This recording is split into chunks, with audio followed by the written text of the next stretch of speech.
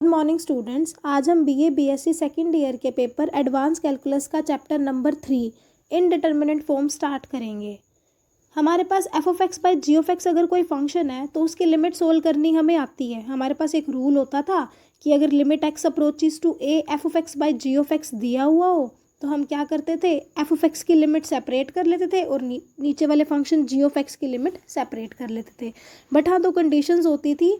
First तो ये कि limit x approaches to A F of x और limit x approaches to a g of x exist करने चाहिए, और सेकंड कि limit x approaches to a g of x non zero होना चाहिए। फॉर एग्जांपल, अगर हम एक फंक्शन कंसीडर करें f of x by ji of x जो हमारा sine 5x by cos x के इक्वल है, तो लिमिट हमें दी हुई है एक्स अप्रोचेस टू ज़ीरो। तो जब हम इस पर लिमिट अप्लाई करेंगे तो ऊपर वाले function that is sine 5x के साथ limit x approaches to zero अलग हो जाएगी और कोस एक्स के साथ limit x approaches to zero अलग हो जाएगी। जब हम फंक्शन में ज़ीरो अप्रोच करवाएंगे तो हमारी साइन ज़ीरो की वैल्यू ज़ीरो हो गई और कोस ज़ीरो की वैल्यू 1 हो गई। तो 0/1 दैट इज़ ज़ीरो के इक्वल आ गया, मतलब ये एक डिफाइंड आंसर आया। बट कई बार क्या होता था, काफ़ी केसेस में ऐसा हुआ कि ये रूल होल्ड होना अप्लाई नहीं हुआ, ये रूल हर केस के अंदर। जैसे एक एग्जांपल लेते हैं, हमने एक फंक्शन लिया limit x approaches to zero sine 5x by sine X. इसमें x ज़ीरो को अप्रोच कर रहा है, तो जैसे हमने साइन 5x में x को ज़ीरो अप्रोच करा है तो साइन ज़ीरो हमारा ज़ीरो आ गया, और नीचे वाले फंक्शन में भी साइन ज़ीरो हमारा ज़ीरो आ गया। तो ये हमारी फॉर्म बन गई 0/0। इस तरह की फॉर्म को ही हम अनडिटर्मिनेंट फॉर्म बोलते हैं और अनडिफाइंड फॉर्म भी बोल सकते हैं। 0/0 के अलावा हमारी infinity by infinity, 0 into infinity, infinity raise to the power zero, zero raise to the power infinity और 1 raise to the power infinity, इस तरह की फॉर्म्स भी हमारी इनडिटर्मिनेट फॉर्म्स ही रहती हैं। देखिए, दो इम्पॉर्टेंट रिमार्क्स हैं। फर्स्ट तो ये कि the limiting value of an indeterminate form is its true value. जो भी हमारे इनडिटर्मिनेट फॉर्म की लिमिटिंग वैल्यू होगी वही उसकी ट्रू वैल्यू कहलाएगी।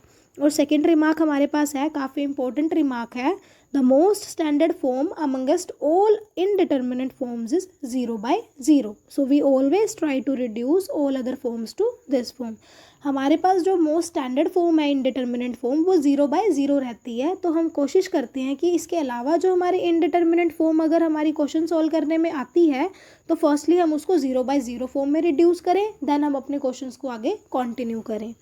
देखिए, अगर हमारे पास 0/0 फॉर्म की इनडिटर्मिनेट फॉर्म आ गई तो हम क्या करेंगे, उसको सोल्व करने के लिए एल हॉस्पिटल रूल को अप्लाई करेंगे। देखिए, एल हॉस्पिटल रूल क्या कहता है, इसके अकॉर्डिंग अगर हमारे पास एफ ऑफ एक्स और जी ऑफ एक्स दो डिफरेंशिएबल फंक्शन है, एक्स इज इक्वल्स टू ए और एफ ऑफ ए और जी ऑफ ए हमारा ज़ीरो के इक्वल है, देन क्या होगा, limit x approaches to A F of x by ji of x बराबर होगा limit x approaches to A F dash x by ji dash x. Working rule देखते हैं हम इसका। देखिए, एल हॉस्पिटल रूल के वर्किंग रूल के according क्या होगा कि अगर हमारे पास limit x approaches to A F of x by ji of x undefined आ जाए या फिर कह ले 0/0 फॉर्म का आ जाए, तो हम क्या करेंगे, फर्स्टली तो हम क्या करेंगे, डिफरेंशिएट करेंगे न्यूमिनेटर को और डिनोमिनेटर को सेपरेटली। तो हमारे पास क्या बन जाएगा कि limit x approaches to F of x by ji of X function था, अब हमने न्यूमिनेटर और डिनोमिनेटर को डिफरेंशिएट करा तो वो अब किसके इक्वल हो गया, limit x approaches to A F dash x by ji dash X, जो कि हम पहले पढ़ के आ चुके हैं according to L hospital rule. अब देखिए, इसमें दो केसेज अराइज होते हैं। फर्स्ट केस तो ये है कि जब limit x approaches to A F dash x by ji dash X हम निकाल लेंगे, क्या वो 0/0 फॉर्म का है या 0/0 फॉर्म का नहीं है। अगर तो वो 0/0 फॉर्म का नहीं आ रहा तो क्या होगा, इस केस में जो भी हमारी वैल्यू ऑब्टेन्ड हमें होगी वही हमारी रिक्वायर्ड वैल्यू होगी केवल लिमिट की। बट अगर फॉर्म हमारी 0/0 आ जाती है तो उस केस में क्या होगा, हमें अगेन न्यूमिनेटर और डिनोमिनेटर को सेपरेटली डिफरेंशिएट करना पड़ेगा, एल हॉस्पिटल रूल अप्लाई करेंगे। तो जैसे हमारा फंक्शन अभी तक limit x approaches to A F dash x by ji dash X चल रहा था, बट फॉर्म आ गई 0/0। तो उसके बाद हम इस फंक्शन को दोबारा डेरिवेटिव करेंगे। पहले सिंगल डेरिवेटिव था, अब हमारे पास कितना हो गया, डबल डेरिवेटिव। उसके बाद फिर हम वही चीज़ चेक करेंगे।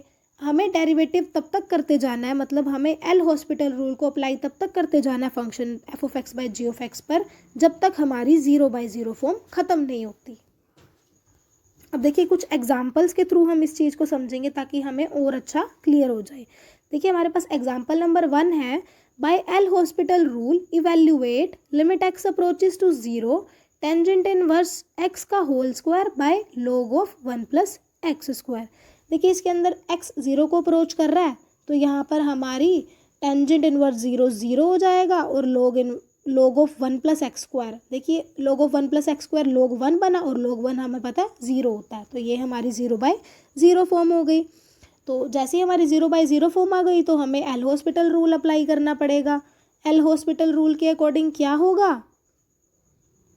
कि हमें ऊपर वाले फंक्शन का सेपरेटली डेरिवेटिव लेना पड़ेगा और नीचे वाले फंक्शन का सेपरेटली डेरिवेटिव लेना पड़ेगा। तो देखिए टेंजेंट इनवर्स एक्स का स्क्वायर है, इसका डेरिवेटिव क्या होगा, हमारी पावर आगे आ जाएगी 2 और tangent inverse x as it is आ जाएगा। फिर हमें फर्दर टेंजेंट इनवर्स एक्स का डेरिवेटिव लेना पड़ेगा, तो वो हमारे पास होता है 1 प्लस एक्स स्क्वायर।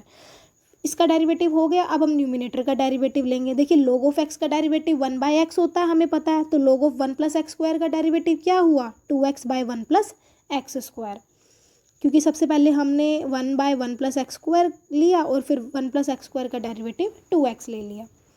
अब देखिए यहाँ पे हमारा 1 प्लस एक्स स्क्वायर से 1 प्लस एक्स स्क्वायर कैंसिल हो रहा है और 2 से 2 कैंसिल हो रहा है, तो हमारे पास फंक्शन रह गया tangent inverse X by x.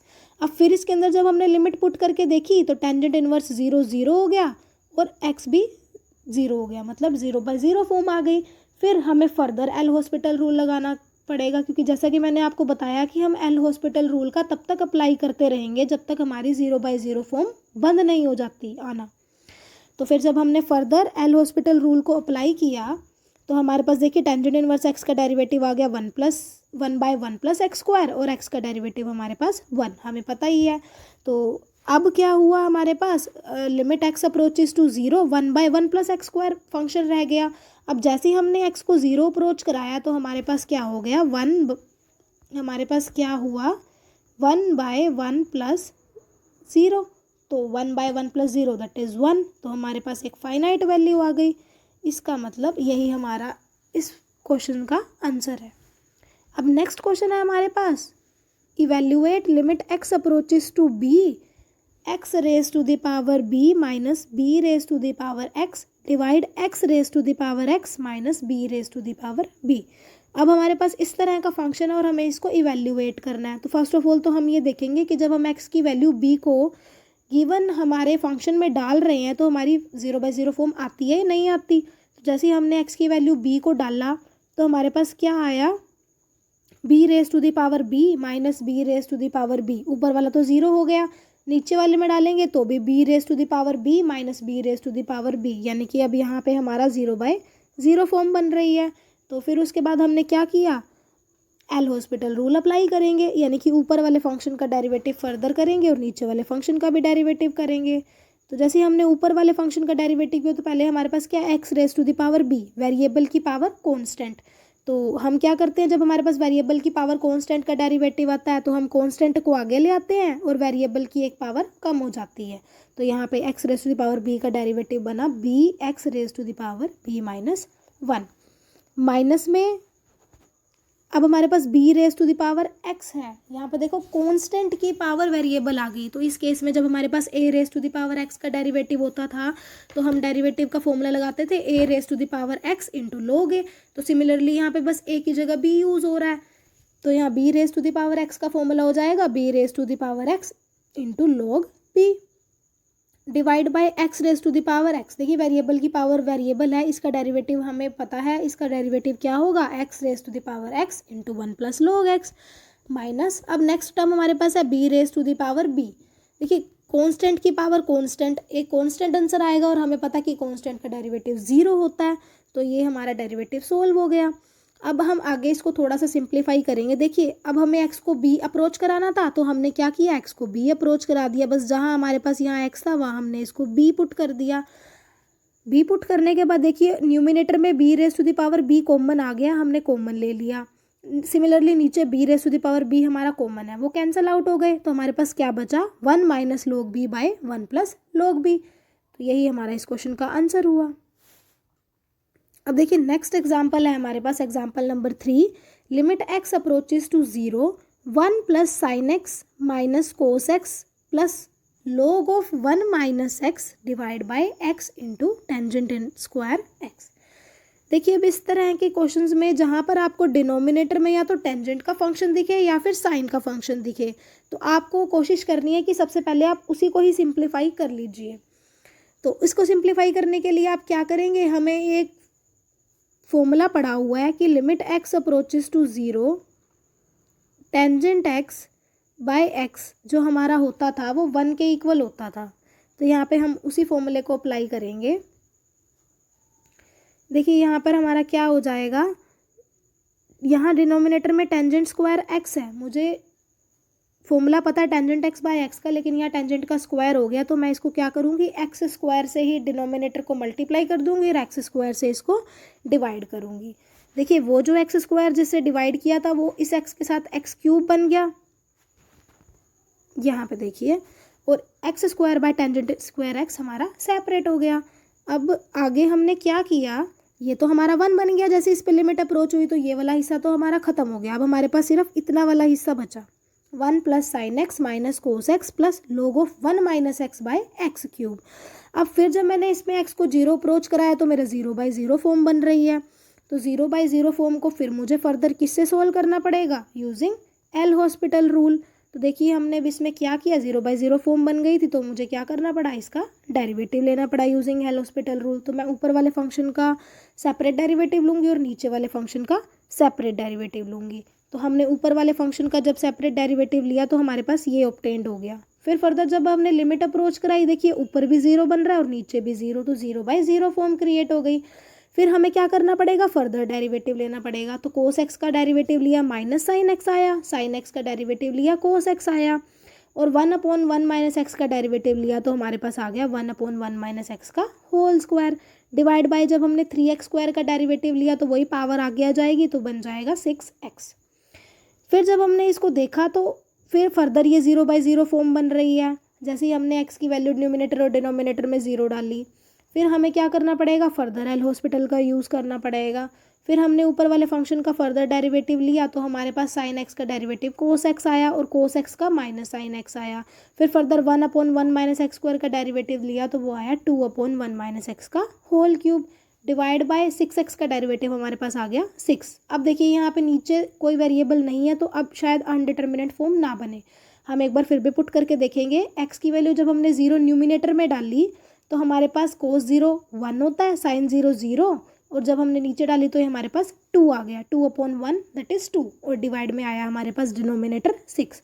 जब हमने इसको सोल्व करा तो हमारे पास एक फाइनाइट क्वांटिटी आ गई -1/2 जो कि एक डिफाइंड है। बस example number 4, evaluate limit x approaches to infinity a raise to the power 1/x minus b raise to the power 1/x divide log of x by x minus 1। देखिए अब इसके अंदर हमारी जो लिमिट है वो x अप्रोचेस टू इन्फिनिटी आ गई।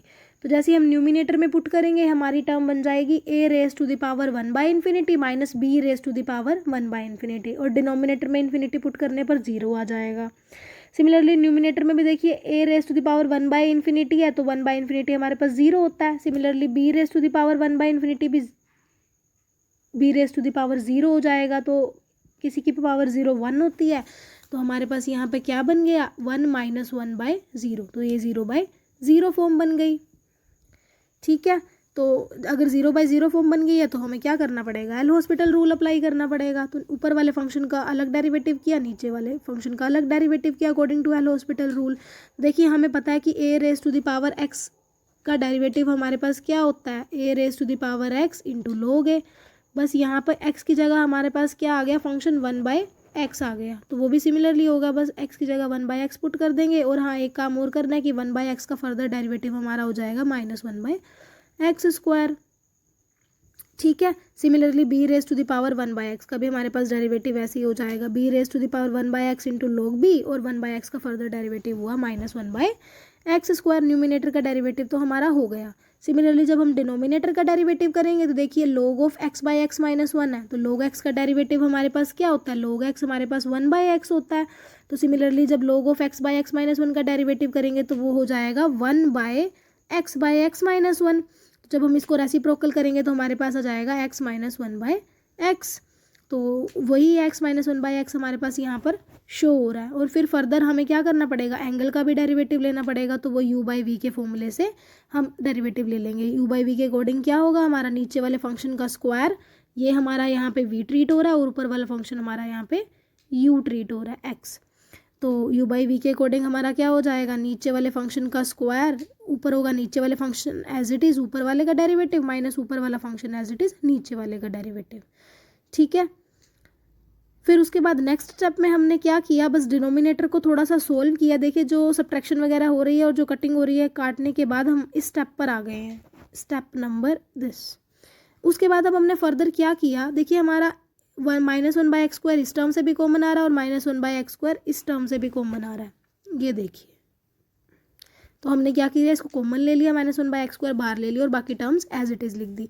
यहाँ पे जो -1/² हमने बाहर लिया था उस एक एक्स से हमारा नीचे वाला डिनोमिनेटर का एक्स कैंसिल आउट हो गया, तो हमारे पास नीचे डिनोमिनेटर में टर्म बच गई x/x - 1। हम यहाँ तक पहुँच गए हैं। उसके बाद अब हमने क्या किया फर्दर, देखिए यहाँ पे जैसे हम इन्फिनिटी पुट करेंगे टर्म इनफाइनाइट हो रही है, तो इससे बचने के लिए हमने क्या किया, नीचे वाली टर्म से x मैंने कॉमन ले लिया, अंदर मेरा बचा 1 - 1/x, और ये जो मेरा x था वो इस x के साथ, यहाँ पर x भी था हमारे पास डिनोमिनेटर में, इस x के साथ ये x कैंसिल आउट हो गया। तो अब हमारे पास ये टर्म आ गई है, देखिए यहाँ पर।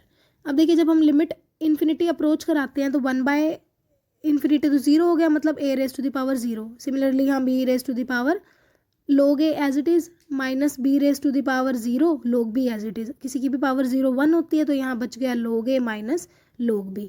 और डिवाइड बाय में 1 माइनस 1/∞, 1/∞ 0 होता है, तो नीचे डिनोमिनेटर में तो 1 ही रह गया, उसको लिखने की कोई नीड नहीं थी। अब हमारे पास सिर्फ log a minus log b function रह गया। इसको हमें पता है कि log m minus log n की प्रॉपर्टी के अकॉर्डिंग वो होता है log m/n के इक्वल। तो यहाँ पर log a minus log b था, तो वो हमारा log a/b के इक्वल हो गया। तो यही हमारी सिंप्लीफिकेशन थी इस क्वेश्चन।